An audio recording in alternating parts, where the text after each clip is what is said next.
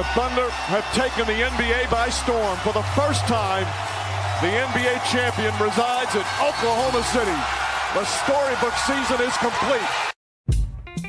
This is The Baseline, discussing the hot button topics of the NBA. Welcome, everybody. You are tuned to The Baseline. Callie Warrenshaw discussing the hot button topics of the NBA. And we now finally have a 2024-2025 NBA champion. Game 7 of the NBA Finals goes to the Oklahoma City Thunder for their first title in the franchise's history, winning 103-91, defeating the Indiana Pacers in what many can call it as just, a fortunate and misfortunate game that was being played, but you can clearly tell that both teams left it all on the court. And I couldn't be happier for the Oklahoma City Thunder, who wind up being the champions. I feel gutted for the Indiana Pacers, but we'll break all of this down, man. And let me go ahead and roll out the red carpet to my right-hand man, www.shawsports.net, Big Kahuna PNC, my man, Mr. Warren Shaw, the Warren Shaw, repping down in Fort Lauderdale, Florida. What is good, brother? Good to be here with you. It's always bittersweet at this time of year. I said this before the game started. Game 7 of an NBA Finals mean it's also the end of the NBA season. And what a wild and crazy and somewhat absurd NBA season this was. But much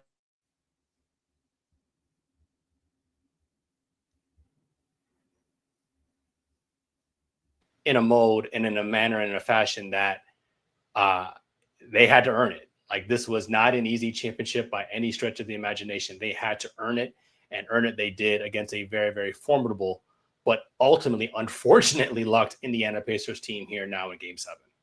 Yeah, I think we're gonna, we'll dive into, the misfortune of Tyrese Haliburton's injury, which happened, really was it more than midway in the first quarter of the game. And, obviously your star player goes down, man. That just has a huge impact on the overall emotional and mental and strategic tenor and tone with what the team wanted to do and how they were going about doing it. And especially with the way that Haliburton came out in that first quarter. You could clearly tell that had he played this game, we may not be having the same kind of conversation about the Oklahoma City Thunder being the champions. But with that being said, Shaw, it's kind of interesting because I want to touch on this real quick. It's interesting how when we got to this Game 7 situation that we took for granted that going into this game, Tyrese Haliburton was still nursing that Achilles strain, right? And I know that, we've had previous calf strain, but I think the reports are due to that injury that it's likely the Achilles that got ruptured because of what happened. But that being said, I don't want to harp on it. The sports media has done way too much with the overemphasization of injuries and showing it and re-showing. I don't want to get on that.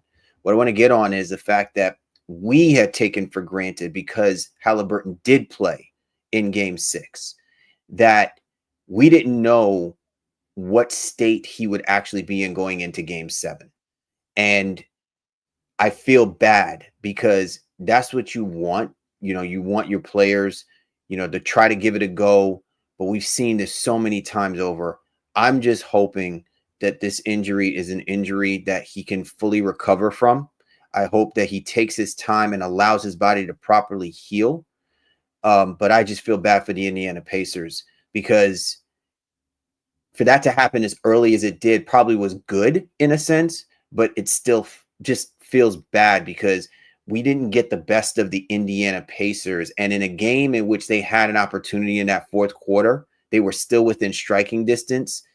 You want your closer out there on the basketball court. You want the person that we have seen throughout this playoffs doing something that probably could have been, to your point when you tweeted it, was improbable right? Doing some of the improbable things that they just couldn't find in anyone in that fourth quarter that ultimately allowed the Oklahoma City Thunder to create that distance and keep that distance for them to ultimately win the championship.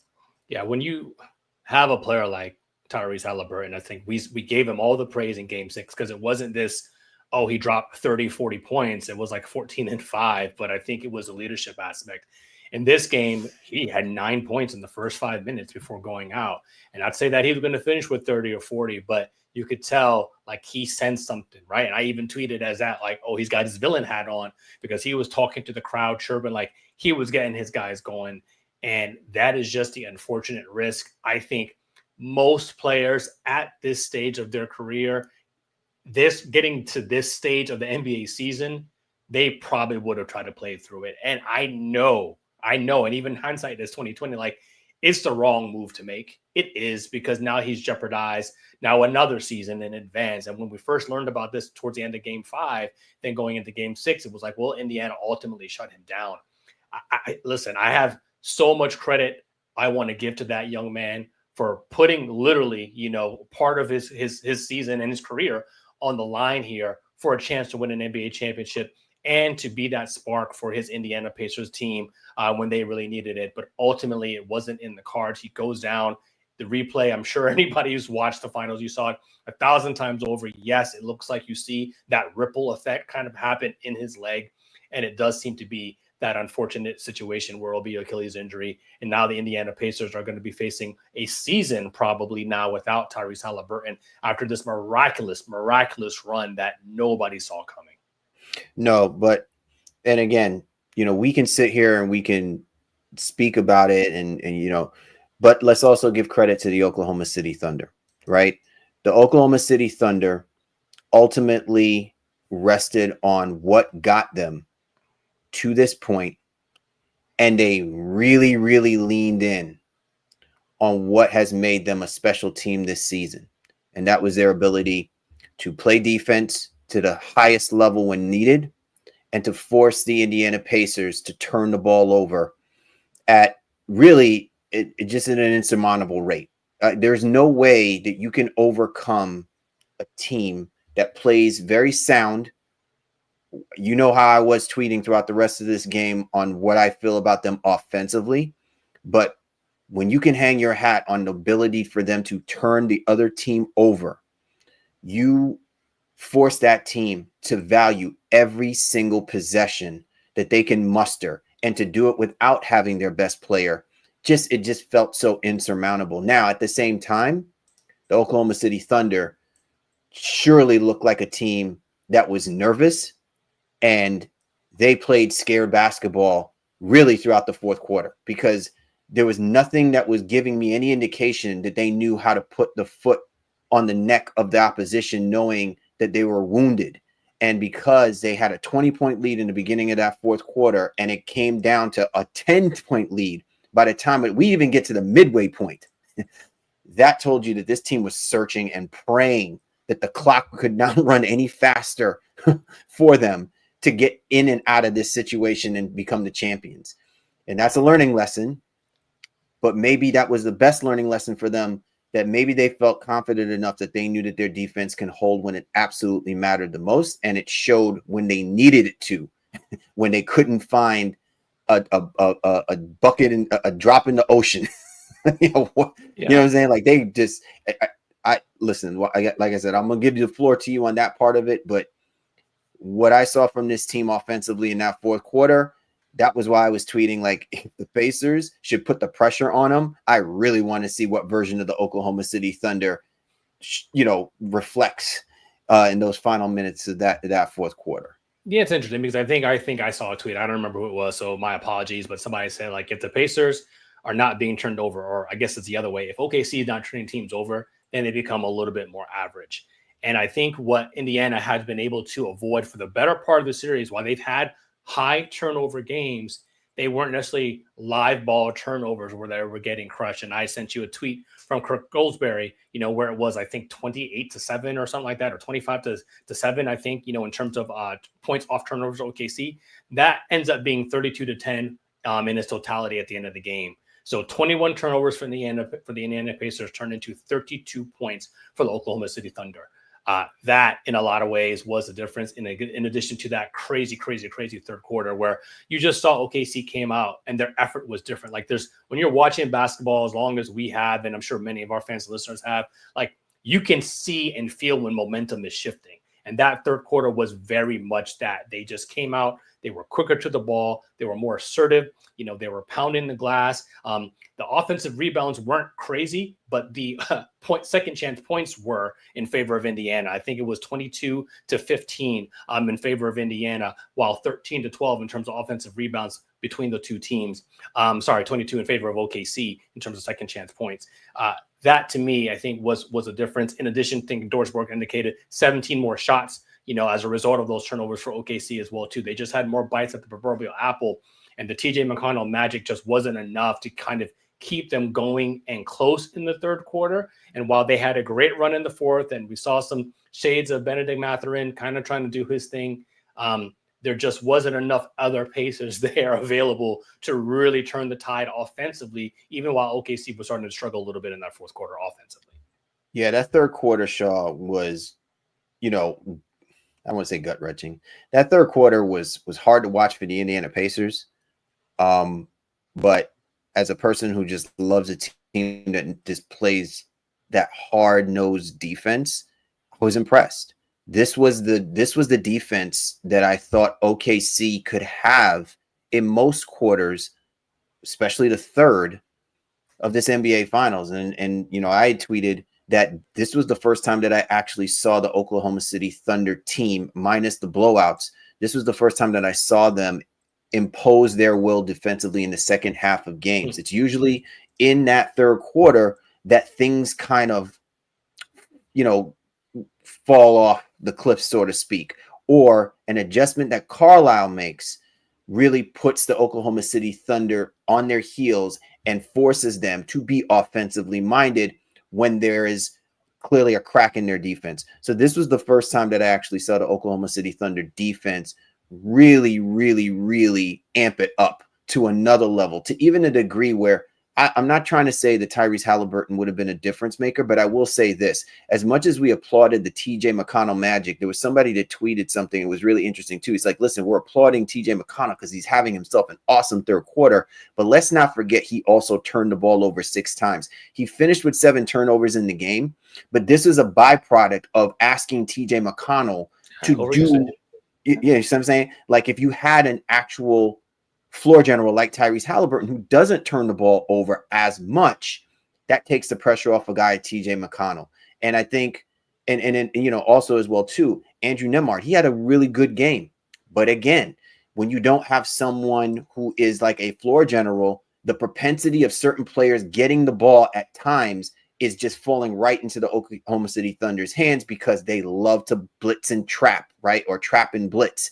And that just became prevalent throughout the whole course of the game, and especially in that third quarter where OKC dropped a 34 piece on it. To your point about what you were saying before about the turnovers, I had indicated that like the margin of those turnovers happened in that third quarter, which is why you saw the disparity that, where the lead ballooned to 20 points. It was all within that framework of time of turnover points accumulated by OKC, turnover points accumulated by OKC. So, yeah, unfortunately, you cannot afford to turn the ball over against this Oklahoma City Thunder team because that is how they generate their offensive output. And it was just too little too late for the Indiana Pacers, who did make that fourth quarter surge and put the pressure back on Oklahoma City to figure out a way to put the ball in the basket, which was really more through free throws. Because outside of that SGA 3 that happened within the first, 50 seconds of the game, which then you're looking like, SGA jacking up a 3 on a one-on-one situation. Is he really feeling himself? You really just saw the rest of that offense from OKC just kind of, it was just out of sorts. The shot selection was porous. There was nothing great about what you saw offensively, but you could clearly tell they were just trying to survive the quarter. You are for a team that just won the NBA championship. You're very hard on them. I got it, and you've been very hard on them throughout the course of this of the finals. But 7 turnovers in the third quarter by the Indiana Pacers. Also, your favorite thing too, the Pacers, shot a bunch of threes in that third quarter, but got 5 of them. That Lou Dort miracle, I feel like 30-footer in the middle of the third. I was just like, and now you're calling out miracles. That was a miracle shot. I mean, and it's Lou Dort. So shot clock winding down. I got nothing else to do and nothing but bottoms, like straight splash on that. But there was a turning point there. I think I have the score right. I don't have the summary in front of me, but I think it was Indiana had actually tied the game 62-62 or something like that. SGA comes down immediately and just drills a 3. Like, boom. All right, so they go back up 3. Next position, Indiana doesn't score, or whatever the case to be. They come back down. SGA on the baseline is trapped. Turner does a great job to send help, but SGA was masterful all night long. While he didn't shoot it great, he was great at getting others involved. And as he's falling away, as Turner comes to contest, he kicks it over to Chet Holmgren. Holmgren cans a 3. Very next position, Indiana turns it over. SGA gets in the lane, bottled up again, kicks it out to Jalen Williams on the wing. A 3 that rolls, bounces out, and ultimately goes in. 9 straight points right after Indiana tied the game in that third quarter. Off of finally, Miles Turner actually made a 3-point shot to tie the game, and then 9 straight points off of 3-pointers, which you don't ordinarily expect from OKC. That to me was like, man, maybe this really is OKC's night. In addition to that Lou Dort 3, in addition to the Jalen Williams, the layup that should have been called for a travel, all that happened in the third quarter. All those things went in OKC's favor, and you could just kind of see like, dang, maybe this was it. And before you jump back in, I had this one last thing to say, because it was a very much a topic of conversation, on social media this evening. Why Siakam did not play the majority part of that third quarter, why he was resting for as much as he did. Everyone was like, Siakam has to play at least 40 minutes. Like he has to get to 40. I don't know. I think Carlisle was still like, hey, well, we were up in the middle at halftime rather. And then you saw OKC start to make the run, but Siakam was out for a good portion of that run. And that's something that I think he's going to be kicking himself for a little bit now, because you can't get these moments back. It is it's last game of the season. So only 37 minutes for Siakam total. And he sat for a good portion of that third quarter, which I think many people would agree was pretty much a big mistake. It was a big mistake, but let me ask you this question, or maybe let me throw this back at you, and then I'll get back to my rant about the Oklahoma City Thunder. Does that work for you? Let me ask you this question. Let me ask you this question. And I don't know if whether or not maybe I'm only looking at this within the perspective of the game itself, or maybe this is something that I saw a little bit more as well through the course of the finals. But I felt like when it came to the TJ Magic, was most of that while Siakam was on or off the court? Off. Okay. So, and I'm not saying that this was or wasn't the play. Okay. I can definitely say this though. If TJ McConnell is on a heater and you're seeing more aggressiveness than him, and we've been saying that, with Siakam, he has his moments where he can, everyone keeps saying that he is the best mismatch that the Pacers could have had in this series against the Oklahoma City Thunder. Now, I'm not saying that Pascal Siakam didn't understand that or didn't recognize that either. But what I'm saying is that there still lacked that level of aggression to try to take things over. And I'm not saying force it. I'm just saying just try and take things over. Then you have this guy who's coming off the bench, who's basically giving you 10 points in a quarter in which you could already sense that like you're rolling the dice, like you're pushing your chips all in. You can no longer wait for your guy Siakam to figure it out or find it or whatever. I'm just figure it out if he's on the bench. I mean, I don't know where you're going with that. I mean, he's on the bench in the game 7. I understand that. But what I'm saying to you, Shaw, is, are you saying, okay, take McConnell off because clearly the both of them can't function on the court, but somebody's scoring the basketball for you? Okay. Okay. Fine. I'm not saying it is or isn't true. What I'm saying is that like if you had Toppin out there who was basically he did absolutely nothing, right? So Toppin usually subbing in for Siakam or whatever the case would be, or they might play Toppin and Siakam together if Turner's going to be out. Carlisle could not get anything out of Tony Bradley, which 5 minutes, but in those 5 minutes, it was like watching a nightmare, at least for me, because you could just tell the moment was too big for him. In that third quarter, those Toppin minutes, maybe they should have been complemented or supplemented by Siakam, because Siakam is your horse. He's your lead guy, especially with Haliburton out.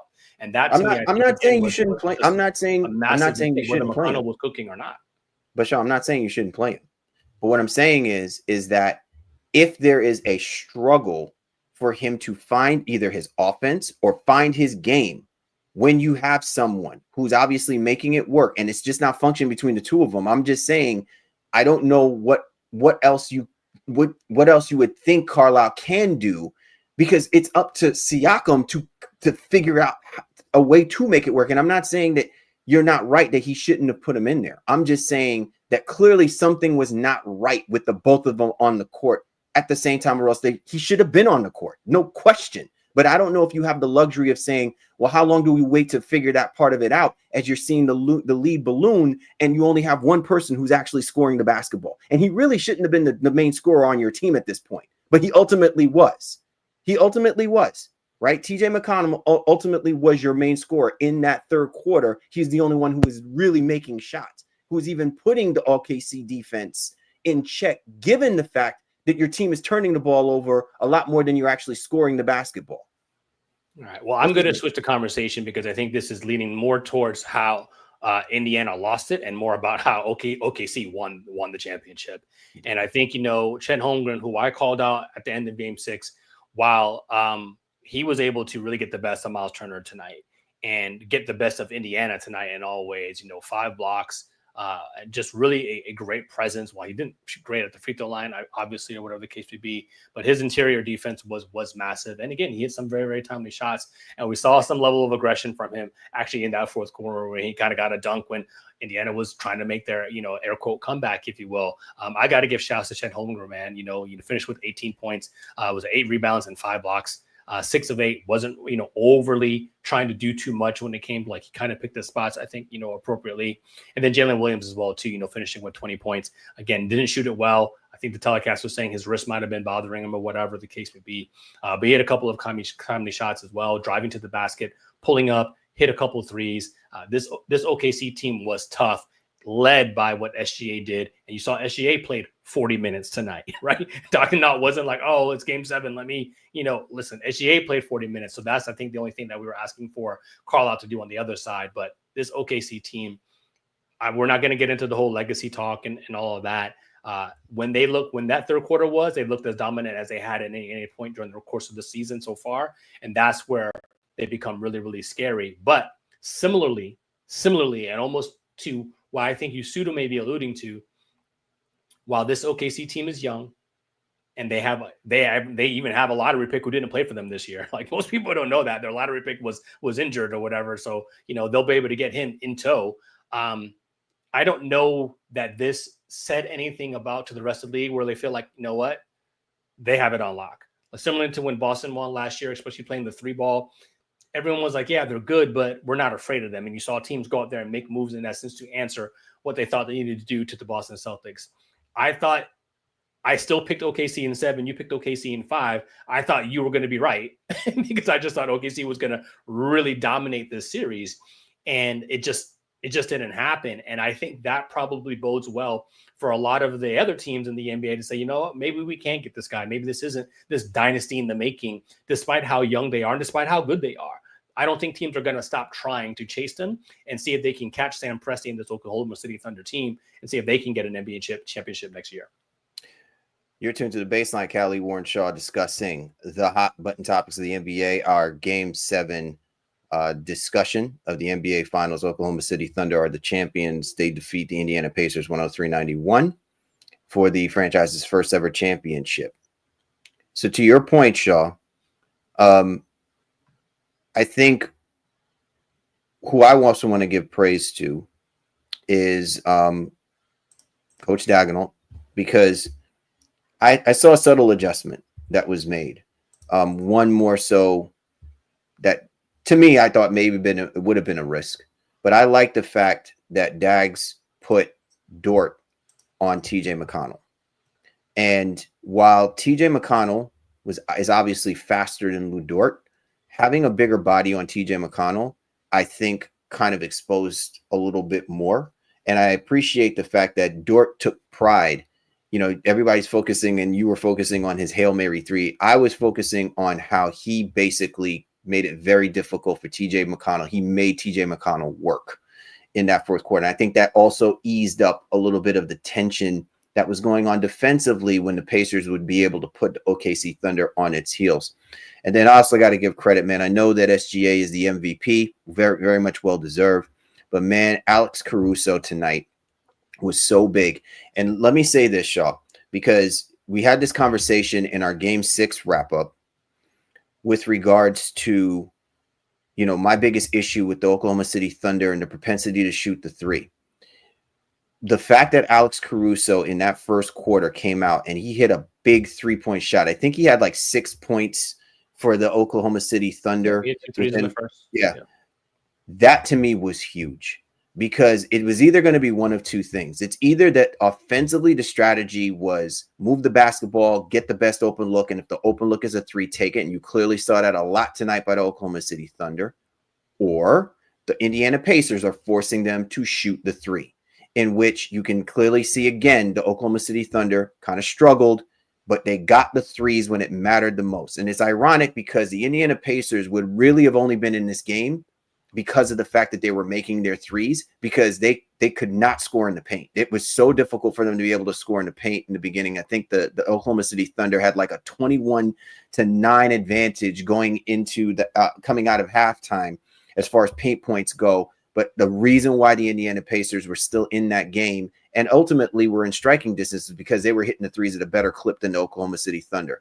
But if you got role players like Caruso, guys like Holmgren, guys like Cason Wallace hitting those threes that they could not be, they were not hitting throughout the course of this NBA Finals, that played huge because eventually it allowed SGA to go downhill, Williams to go downhill, because that's their defense. It's just like the ISO ball, wait for those guys to do their thing, and then eventually somebody's going to be open for them to jack up the three. I don't like it, but it worked for them because ultimately, again, they rested their hat on what they were giving on the defensive side of the basketball. And again, if the Pacers don't have someone else as a floor general to move that ball, to get guys where they need to be, it makes things a little bit easier, and it takes the pressure off of those guys to be more offensive-minded when their calling card is them being defensive-minded. Yeah, I mean, 43-point attempts for OKC tonight. So some of those coming in the fourth quarter. SGA was 2 of 12, not super sexy, I think, from his lens. But go ahead. I love how it's not super sexy, 2 of 12. Well, I mean, it's not really his game, but he hit a couple that were kind of, in essence, backbreaking. The two he hit, were thunderous, pun intended. But right. 40 points in the paint for OKC tonight, right? And 103 points total scored. 20 points off the bench, both Caruso and Cason Wallace, the only guys to hit anything, and they combined for hitting 4 threes off the bench, 4 of the 11 threes OKC hit.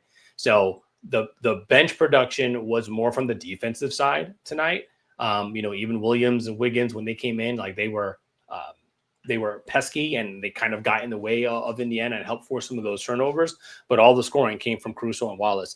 Mathurin scoring off the bench, conversely for Indiana, little of a misnomer because he ended up starting in the second half and playing so many minutes because he basically was Haliburton's sub, once that went out. So yes, technically he scored, more than them off the bench, but he was essentially like the starter, as the game kind of like progressed, unfortunately, due to Haliburton's injury. But I'm thinking about now for OKC, when they go into this offseason, SGA as the MVP, finishing off what was a truly miraculous season. I think Silver had said, I don't remember what year it was, but he's the first guy to kind of like do it all, scoring champion, final MVP and finals MVP. Like that hasn't happened in however many years.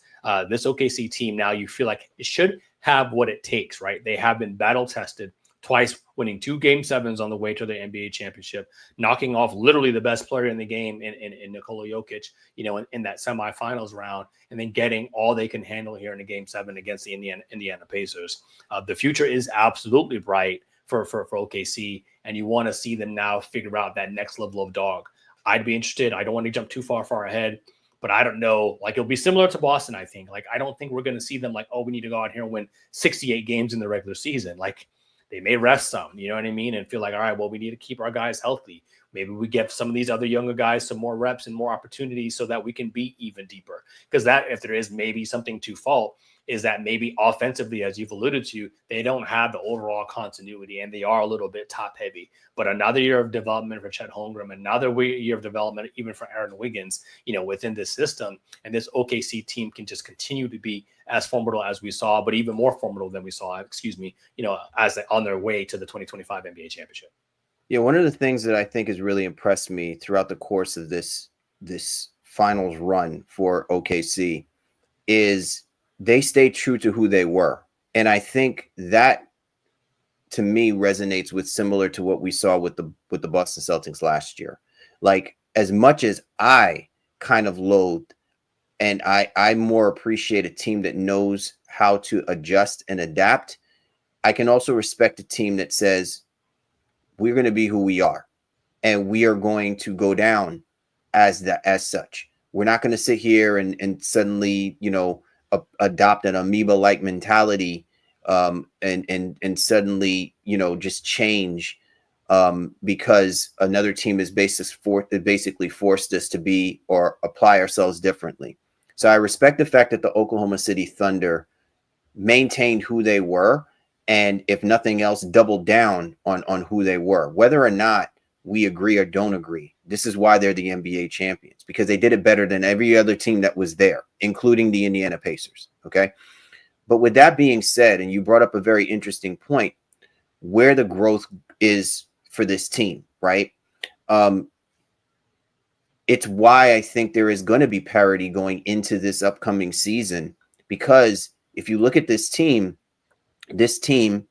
as good as they are, there are certain players in which they still need a chance for them to be able to develop, and how they go about developing themselves, I think, goes a long way on that aspect of continuity. Like, SGA is definitely an MVP like kind of player. We've seen, like, with Jordan could have probably stayed being the kind of player that he was, but he evolved, right? He didn't need a 3-point shot, but that NBA and the style of that game, didn't have to allow him to do so, because he changed other aspects to how he attacked the basket, how he got to the free throw line, and things of that nature. And with SGA, I think this year is an interesting year because you actually see him now more as a point guard. And you saw that tonight with him double digits in assists, right? Like, you saw elements of him very Curry-esque in a way. But what I appreciate about him is that there are still levels to his game improving. Like, he can get a little bit bigger. He can get a little bit faster. It's not like he's at the end. He's just now ascending. So it'll be interesting where this level of him as an MVP kind of player takes him, and how his ability to score the basketball with the level of efficiency, can he even be more efficient? Can he be even more deadly now that he has the ball in his hands and can facilitate? Because that part of his game, most guys usually take 3 or 4 years down the road if they're primary scorers before they get around to being that kind of superstar or that kind of star player. Yeah, I'll agree with that. I think there's the notion that, like, he is truly and clearly the lead guy. And while he has, like, the role definement in OKC, like, there's not really a question about it. We don't really have Jalen Williams or Chet Holmgren like, I need more touches, like nipping at SGA's heels. But I think as the league gets more smart and more used to kind of like what he does, even though he's very hard in essence to guard because he's so snaky and slinky, when, especially dribbling the basketball. I think Nembhard did about as good a job as you could possibly do on him throughout the course of the regular season, the course of the playoffs, rather. But Williams, Holmgren, Wallace, Wiggins, all those guys have more levels. And I think it's, to me, like, they got here with SGA being the lead guy, like truly like the alpha and the MVP. And I don't know how that role relation might shift slightly. Does he say, all right, well, I do have more help now, right? Because the difference, like, say, from last year with Boston, right? Let's even go back to them, and then we'll use another example.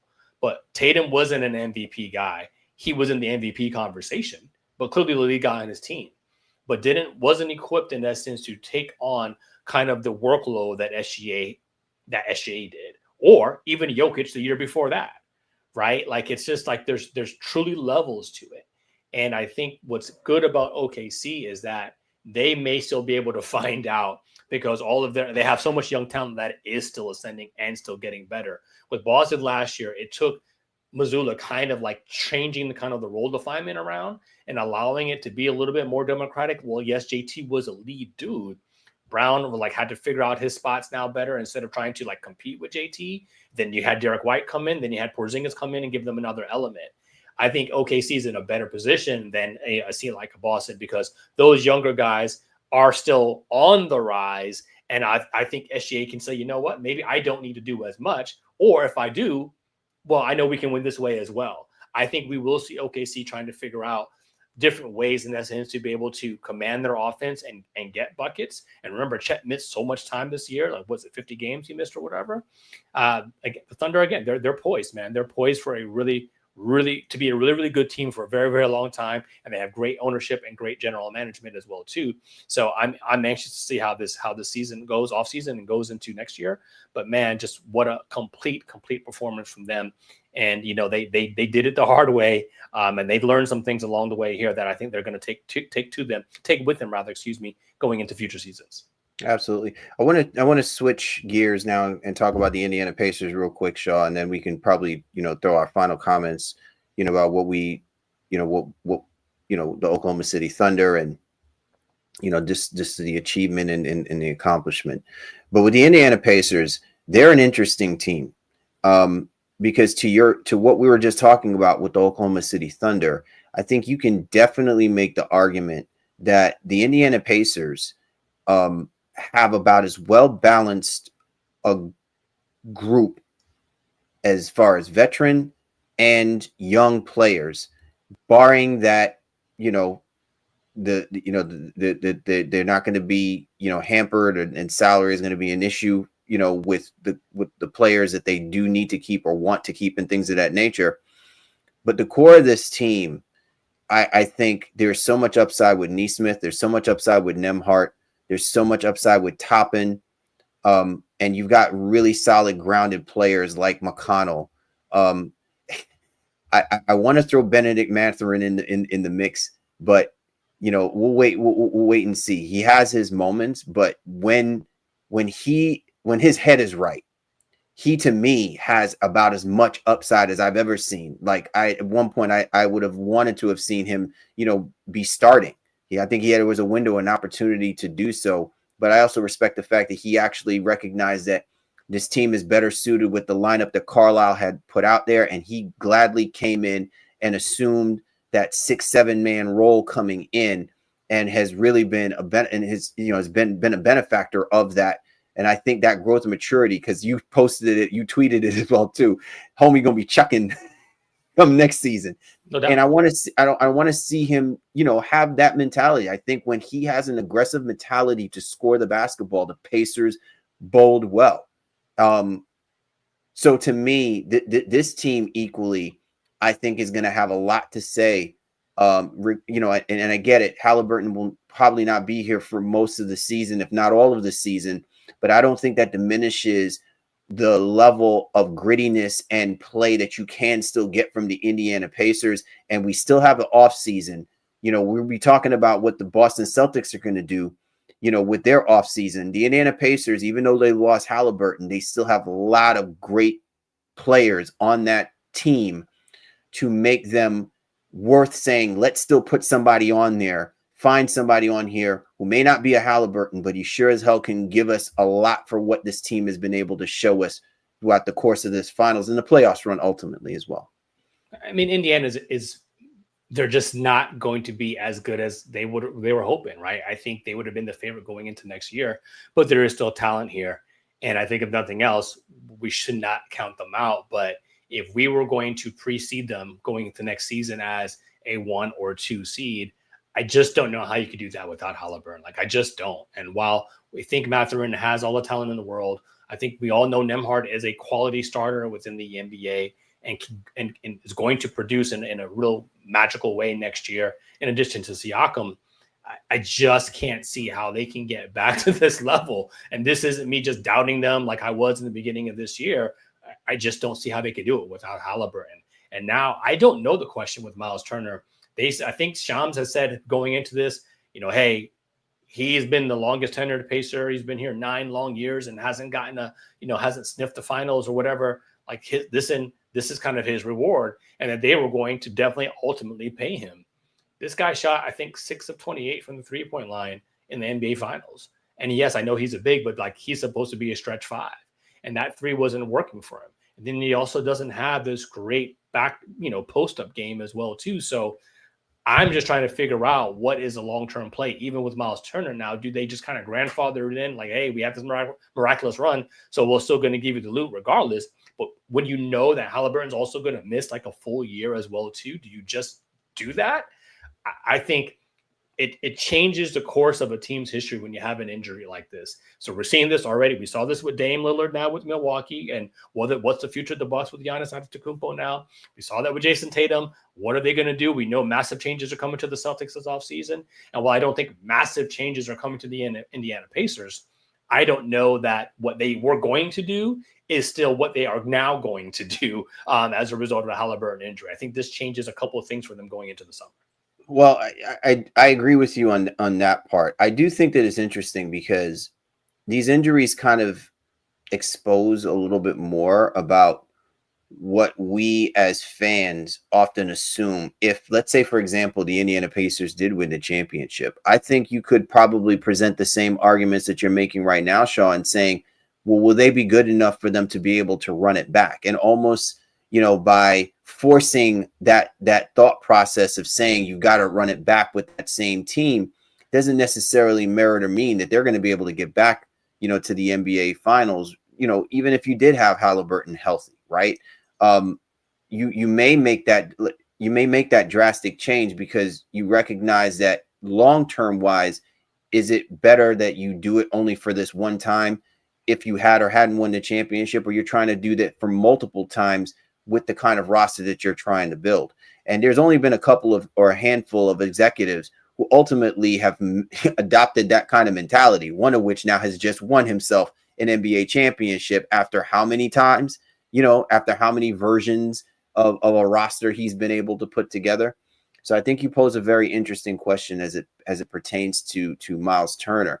I think where I was going with to your point, Shaw, is if you choose to keep the core as it is, do the Pacers still look to get, say, a veteran guy that's out there, may not score the basketball like a Haliburton, however, he fits right in with his ability to have opportunities to score the basketball, like Haliburton would be able to in this kind of offense. And you really kind of set up the way that this team plays at such a frenetic up and down pace and things of that nature, that it's not about the Haliburton, the closer, or maybe Haliburton, the ball distributor, or whatever the case may be, but collectively the whole team altogether just, amasses a good successful campaign to give themselves a chance to try to make a similar run to what they did. They're not going to be the best team, to your point, but again, given the climate of where we are with the Eastern Conference, it's hard not to imagine that the Indiana Pacers, with the young core of talent that they already have established and what they've shown us through the course of this run, second half of the season and getting to the NBA Finals, that they probably are going to wind up being on the better side of whatever that outcome might look like without Haliburton than we do say about other teams that we have seen lose their top player and literally just fall off a cliff, like to the point where they're like hanging around maybe the 9 or 10 seed or not even in playing contention. Well, I mean, there's something to be said about continuity, team building and team chemistry. And this Indiana Pacer team does have that going for them. So I don't feel like they are a destination, even with an NBA Finals run. What is not like an amazing, they're not going to have an opportunity for, I think, an amazing draft pick here now. So do they get a disabled player exemption, with Haliburton? More than likely, but what does that get them in terms of being able to attract somebody? I think if you're trying to make a trade, well, then you're looking at potentially disrupting your already team chemistry, right? So where does that put you? It puts you in a really, really strange juxtaposition. So maybe they just bring Miles Turner back and say, bump it. We'll give them whatever it is. Wouldn't it be funny? I'm sorry. Let me get into my J-Lo bag. Ain't it funny? Wouldn't it be funny if they figured out a way to bring back playoff P? Not a chance. But I'm just saying. Not a chance. But I'm sure Philadelphia would be happy to do anything. I mean, there's rumors about him going to Utah right now. So, God bless. But ultimately, I think they have cheap contracts on the books, like Toppin, Neesmith, and McConnell, all under $15 million each. But if you move any one or even a combination of those guys, what are you getting back? And then are you going to attach draft equity or capital in essence to try to do something when Haliburton should be back the year after? I don't know. Like the whole aspect of a gap year is something that most teams do not want to do. Take your Miami Heat, for example, like they just refuse, but then they're sometimes forced into those gap years, unceremoniously. So what ends up happening with the Indiana is something that we will be absolutely keeping a close eye on as we're going into the summer here now, because this Haliburton thing really makes it a more difficult situation for Kevin Pritchard, Carlisle and company to figure out, all right, well, who can we really be next year realistically, without jeopardizing our future for when Hallie does ultimately come back? Because Haliburton's only 24, 25. So he's not done, it's not the end of his career in any stretch of imagination. So he should return from this. But again, you're looking at least probably a year from now before that happens. Yes. At least that. I wanted to kind of chime in on something you said before, because you were mentioning how the Indiana Pacers is quote unquote not an attractable market. I presume that you were talking about, any offseason person targeting, going to a market that is more viable, right? Gives them a little bit big more name free agents. I think role players will ultimately go there and feel like, hey, this is a place I can thrive. Carlisle can coach me up. I may get an opportunity, especially with Hallie not being there. But they're not looking at any stars, I think, coming into this team. Which I would probably not, if I'm the Indiana Pacers, I wouldn't be thinking about it in that context. But I would wanted to make sure that I was understanding what you were saying, and you were clarifying that part of it, because in my head I'm thinking Indiana to me is one of those few franchises right now, given what they were able to do. They are riding on the momentum of something very similar to what we saw with the San Antonio Spurs, where I don't think the market itself is determining or dictating ultimately what kind of player they need to have or would like to have come to the franchise. I think it's what we've seen, and we've alluded to this, that this was the best case scenario for the NBA. While people are not enamored with this matchup between the Thunder and the Pacers, this is absolutely awesome to see this happen, because if you are a star player, or if you're a player who really is about quote unquote winning and being in a winning situation, it really forces the narrative. What would make you not want to go to Indiana and play under a guy like Rick Carlisle? What would not make you want to go and play next to a guy like Nembhard, a guy like Neesmith, and a guy like Miles Turner, and not think that what you can bring to the table will enable this team to return back to an NBA Finals? Like, I think what I'm trying to allude to is not so much as the selfishness of the star player, because they're looking at maximizing their value and their brand, but ultimately, if all you kept talking about was winning a championship, well, there's a team right there that needs another piece in order to get closer to that championship. What would stop you now from not doing it, right? And I think that now can be elevated into an actual conversation where it could be taken seriously, because before, I think a lot of it was all smoke and mirrors in the guise of guys saying that that's what they really are about, until somebody throws a check in front of their face, and because it was a storied franchise, or because it's a high visible market, that it justified them wanting to sign. You know what I'm saying? And not really being founded on the idea that them as a player are really thinking winning basketball mentality, being in a winning culture, or them bringing a winning basketball mentality to that franchise to help them get over the hump. Indiana is, again, they're going to, I think, struggle with the star level, right? But if you look at this run, look at Carlisle, look at the vibes, and this is very much a vibesy team, then maybe there is a high-level role player who say, hey, I want to go here. This happened for them a couple years ago with Bruce Brown, right? But they flipped Bruce Brown to Pascal Siakam because the timing was right.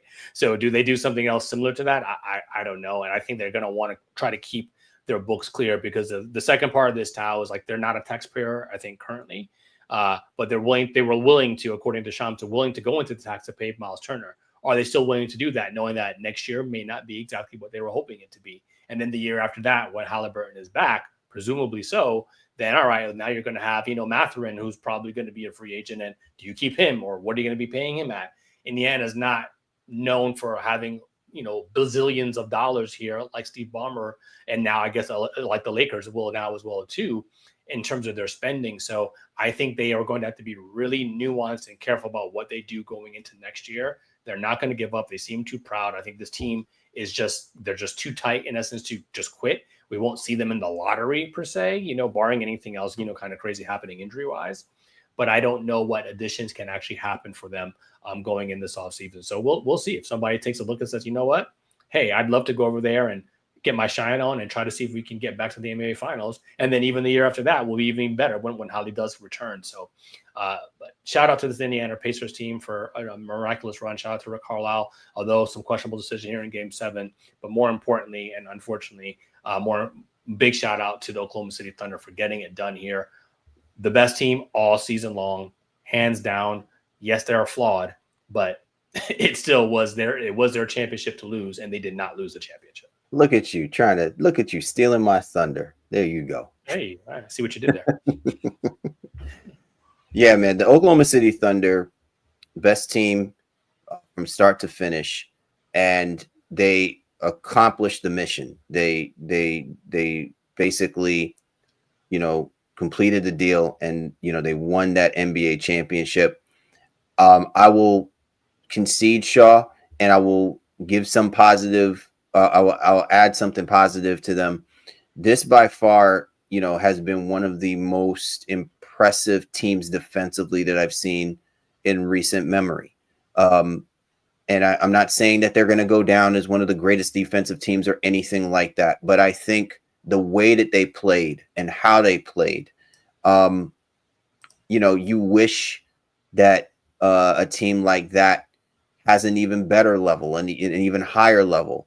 But that's not the mentality of the NBA. The NBA is going to be predicated on scoring the basketball. And, I don't know if we'll ever speak about the Oklahoma City Thunder team, this version of the Oklahoma City Thunder team that did win the NBA Finals, in that light, in that ilk.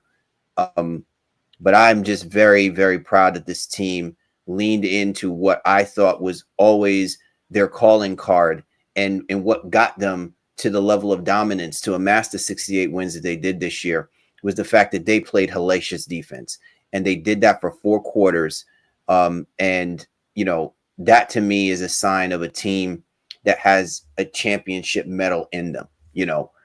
When it's necessary, lock a player down. When it's necessary, force a turnover. When it's necessary, get a key rebound. You know what I'm saying? Like, I know we focus a lot more on the offensive side of things and stuff, and I'm not saying that we shouldn't, but I do think that when a team has been this good defensively, you just don't abandon that. And I'm glad that they showed that on the most important game, which was a Game 7 situation. And, people could have made the excuse that this was tired legs, 7 games, grueling effect, or whatever the case may be. But this game was basically being played out as we were thinking it was going to be. It was either going to be this team offensively is going to figure out a way to break the OKC defense, or the OKC defense was going to figure out a way to break the Indiana Pacers offense. And we kind of saw that momentum swing, especially despite the injury. But we saw how that momentum played itself out. And I'm glad that the Oklahoma City Thunder showed that they were just the better team, and they wound up winning the championship ultimately, for their commitment to what got them there. Yeah, defensively, it wins championships in an era of offense. Game 7 of the NBA Finals, and in a score of 103-91. So, not 125, to 118. Again, barely scraping over 100 points, in a defensive battle. OKC wins in a way that they won many games throughout the course of this regular season and into the playoffs. Third quarter, turn it on, getting points off of those turnovers and really relying on their defense. And you figure teams would be smarter about this moving forward and try to take advantage of their aggressiveness But that's where Daigneault and company will need to then counter and figure out ways, in essence, all right, well, how do we bait even more than we have and maybe not be as aggressive, and then figure out ways, in essence, to turn it on. We saw some stuff with them even in the game 1 of this series, right? They went in zone in the first game. We hadn't really seen them do a lot of that. So there's a lot of more upside, I think, for this Oklahoma City Thunder team defensively and obviously offensively, as we alluded to. But they won the NBA championship their way, and I'm really, really excited to see what the future holds. But man, what a wild, and I mean a wild NBA season this was. And, hey, I'm glad to have been able to do it with you, my guy. Seriously. Absolutely, man. This has been another awesome season of the NBA that we've been able to encapsulate, speak to, and, ultimately articulate for our listeners. But hey, man, it doesn't stop, right? Because now, right around the corner, we've got the NBA draft. So, you know what I'm saying? Gotta get ready to re-up and reload. With the conversation that's going to be going on, and I'm looking forward for us having the opportunity, to speak about. There's obviously some moves that have been made, which we will get to, because they will obviously have a role to play, or will play a huge factor in what we'll be expecting for NBA draft night as well.